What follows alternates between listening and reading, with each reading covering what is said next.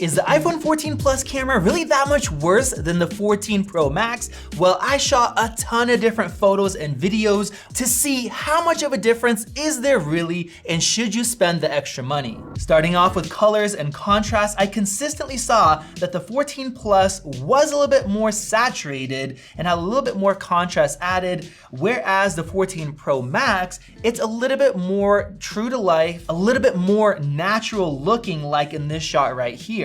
With that, it also seemed to have a little bit better dynamic range if you look at that tree on the right-hand side, where the 14 Plus is slightly blown out. And now let's get into what everybody cares about, detail, especially with that 48 megapixel lens. And in this normal wide shot, you cannot tell a difference. And even if we crop in, the difference is minuscule. And that's because this is a regular photo, not the Pro RAW. Switching over to Pro RAW to get all that detail, you might actually think that the 14 Plus looks more detailed.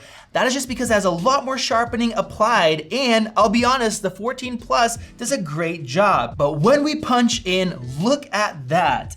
The 14 Pro Max looks so much more natural with a ton of actual detail from the image that was captured compared to the 14 Plus that has some artifacting, over sharpening, worse dynamic range. It basically looks like you're comparing a cell phone to a DSLR. Going back to Skyline now looks more detailed and more natural, and then punching in, we have a lot of fine detail compared to over sharpening. Now, what about that 3x lens? The 14 Plus doesn't have a telephoto, so it has to digitally crop, but I was surprised by how good it still looked. The new photonic engine is doing a great job, but we do see a dynamic range difference. If you look at the shrub at the top, it is blown out on the 14 Plus, whereas the 14 Pro Max, you have more detail and it looks more natural. Now we also have the extra benefit of being able to crop in more. So the 14 Plus can only do a 5x crop compared to 15, but if I crop the image after the fact, I mean, look at that difference there. If both phones are set to 5x, there is a difference, but it's not huge. And then our 14 Pro Max can go up to 15, which is awesome. And if we digitally crop the image afterwards, I mean, it is insane what we see. At the top right, we have that STCU sign, which is not even visible on the other shot. And if we take a look at a building like this, I mean, one looks like a usable image, the other does not. I love being able to isolate a subject without getting other stuff in the shot. And then if you're zooming in the same, I mean, it is crazy. Now, Apple made a big deal about the ultra-wide, but in my shots, the difference is so small. A little bit more contrasty on the 14 Plus like before, but if we look at fine detail, it is hard to see the difference. In this tougher mixed lighting shot, they look so similar, and even cropping in, I wouldn't say that the Ultrawide is any better on the 14 Pro Max, at least in the day. We'll cover the nighttime in just a bit. And switching over to the selfie camera, this camera actually is identical on both phones, so it looks very similar. And then even here, we have a little bit more contrast on the 14 Pro Max. But looking at the fine detail, it is pretty much identical. But the one difference I noticed is that if you're shooting a portrait shot, which needs a lot more computational power, that is where the 14 Pro Max starts to look a lot better because of its A16 processor. Now, if you're gonna be buying any of the new iPhone 14 models, you're definitely gonna have to get a reliable case like one of the new iPhone 14 impact cases from our sponsor Casetify, which are engineered with the new twister design known as EcoShock, which provides 20% increased protection compared to the previous generation, up to 5 times the military standard, which means it's been drop tested over 130 times to ensure EcoShock doesn't wear off. And they're sustainably made with 65% recycled and plant-based materials. They're all very high quality, and they're now available with more prints than ever before. And you can get them with MagSafe compatibility for all of your accessories like wireless chargers and wallets. And of course, we put the new Ultra Impact case with the EcoShock protection design to the test by drop testing our iPhone 14, with it coming out basically good as new since it has drop protection up to 11.5 feet high. So check out one of Casetify's new iPhone 14 cases using the link down below and save 15% off your order today. Now, getting into portrait shots, which I love, you guys can see that the 14 Pro Max has a wider lens, but otherwise they look very similar. Now, one benefit I love is the new 2x mode for portraits. So here it looks more natural on the 14 Pro Max, which on the 14 Plus, I had to walk closer so you see more of the background and Elon's slightly distorted. And then switching over to the 3x telephoto lens, his face is so distorted on the 14 Plus because it's still that same same wide lens compared to the 14 Pro Max, it looks great. With that, you can't always get closer and you can't zoom in on the 14 Plus before taking a picture. So here I could actually take a portrait shot.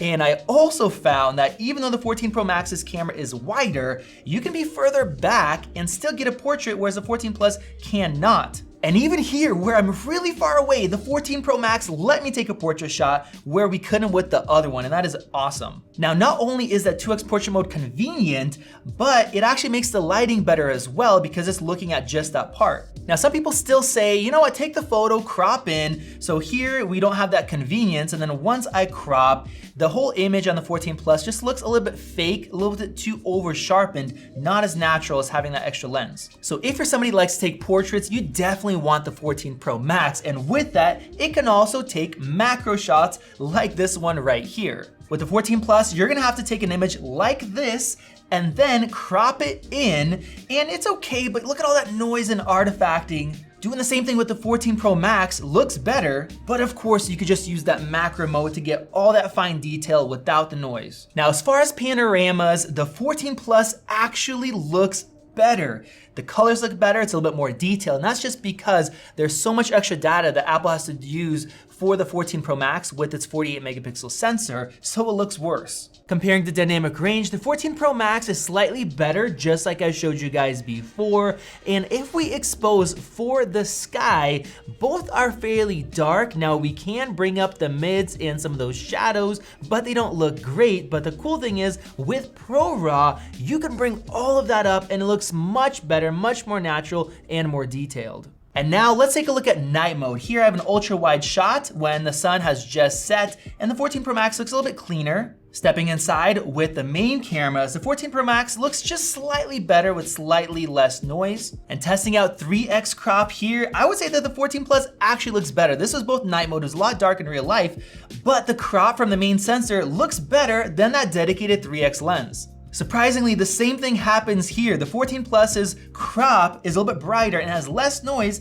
than the 14 Pro Max. But once it gets even darker, the 14 Pro Max will actually do a digital crop as well, and this is why this image looks more detailed with less noise. Now, the killer feature of the 14 Pro series is the LiDAR sensor, which allows you to take night mode portraits, where in the 14 Plus you can't. And depending on how dark it is, the difference could be massive, like this shot right here, and then even darker here, where you almost can't see Emily with the 14 Plus. Now, I also took a flash shot, which I don't like doing, but it does look nicer on the 14 Pro Max because of its sensor. And then switching to the ultra wide in a really dark situation, we also see a big difference. This difference is noticeable in a lot of different situations where the 14 Pro Max is just way better. And switching to the main sensor here, the difference isn't huge, but we see a little bit more detail and a little bit more stars with the 14 Pro Max. I have to say, Apple did a great job with the added processing in the same sensor from the 13 Pro lineup, where it looks really close here on a tripod for 30 seconds, not much different. As far as nighttime selfies, I would actually say I like the 14 Plus's better. It has a little bit less color in my face,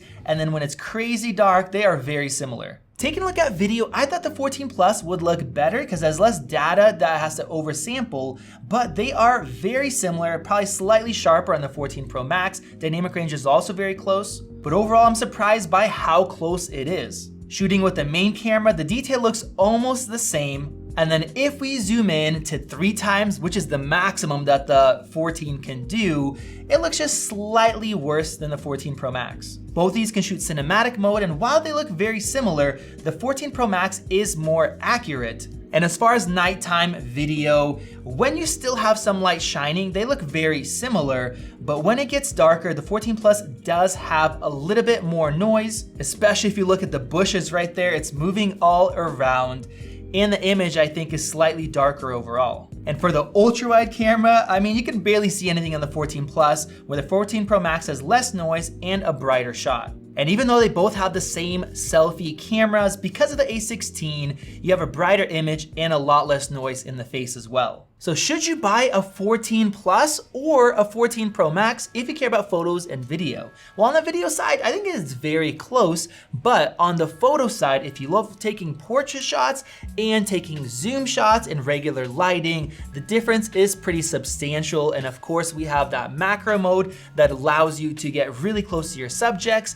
and then having the ability to take those large ProRAW files that look more natural. I mean, I think overall, if you care about photos, you should spend the extra money along with all the other extra features that you get. So if you guys want to see our full comparison, you guys can click right over there and check out that video, or click above to subscribe. This has been Max with Max Tech, and I'll see you in the next video.